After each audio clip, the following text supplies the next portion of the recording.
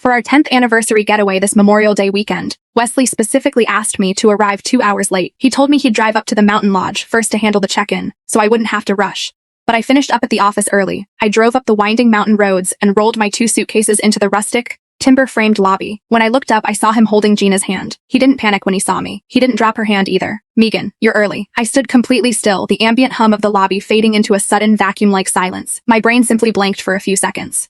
Gina peeked out from behind his shoulder, offering me a fragile, apologetic smile. "Megan, hi. Do you think maybe you could take the room next door? Theo is such a light sleeper," she added, her voice breathy and small. "Whenever he wakes up, he looks for his dad. I just hate for him to wake you."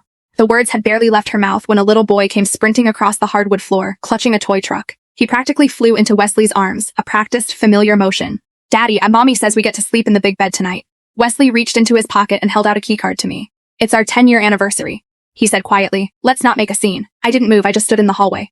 From the open door of the master suite, I heard Gina's soft murmur. "See? I told you she wouldn't make a fuss." Wesley gave a low in agreement. That tone. He was praising me for being so effortlessly low maintenance. I stared down at the plastic keycard in my palm. Turning on my heel, I walked back toward the front desk, fully intending to cancel my reservation and drive home. But before the young receptionist could even greet me, a violent gust of wind hurled rain against the floor-to-ceiling windows. She grimaced, pointing to the illuminated digital sign by the door. "Severe storm warning. Mountain pass closed." The roads were shut down. Leaving wasn't an option. I had nowhere else to go. I stood in the center of the lobby, clutching the handles of my suitcases, feeling entirely untethered. I stared at the flashing road closure sign, and a sudden, sharp laugh bubbled up in my chest. If even the universe was trapping me here, fine. I'd stay. I'd stay and watch exactly how long they could keep up this little play. The single room next door shared a wall with the lodge's commercial kitchen. The window was painted shut. The twin bed was so narrow I barely had room to turn over. When Wesley booked this trip, I had been specific. I wanted a window with a view, a king bed, peace and quiet. A decade ago, Wesley used to say that whenever we traveled, I would always get the side of the bed closest to the window, because he knew I loved to look out at the world the second I woke up.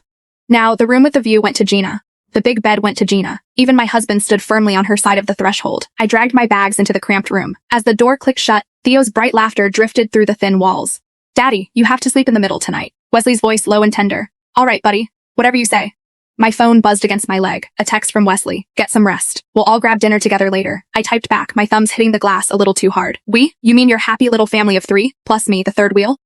It took him a full 30 seconds to reply. "Don't be passive-aggressive." I let out a harsh laugh. Driven out of my own anniversary suite by another woman and her child, and he had the nerve to call me passive-aggressive. A knock at the door. Gina stood in the hallway, holding a small plate of sliced fruit. "Megan, Wesley was worried you might be tired from the drive. He asked me to bring you a little something."